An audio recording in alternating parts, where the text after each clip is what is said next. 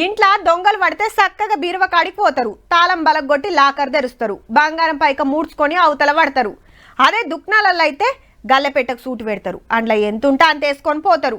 బంగారం cell phone షాపులు అయితే అందిన కాడికి చదురుతారు. మందు దుక్నాలకైతే సరిపోని కీసలు మోసుకుపోతారు. కానీ గీడ సీద గదానికే సూటు పెట్టిండ్రబ్బా, ఆడికే ఆగలేదు మళ్ళా. ఇదేం మిషనో గుర్తుపట్టిండ్రా అనుల్లా? మంచిగా చూడుండ్రి. ఏటీఎం మిషనే. అరే బండిలో కొంటబోతుంటే రోడ్డు మీద పడి పలిగిపోయిందేమో అనుకునేరు.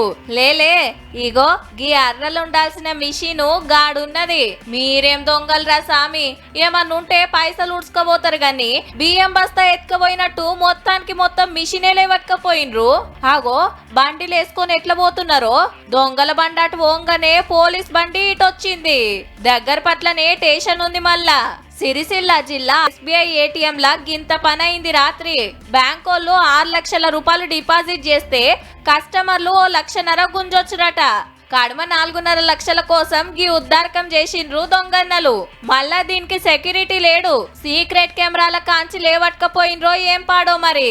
నోట్ల కట్టలుండే లాకర్ ఉడవీక్కొని ఉత్త డబ్బాను తొవ్వల వాడేస్తే ఇక పోలీసుల ఎంక్వైరీ నడుస్తాంది.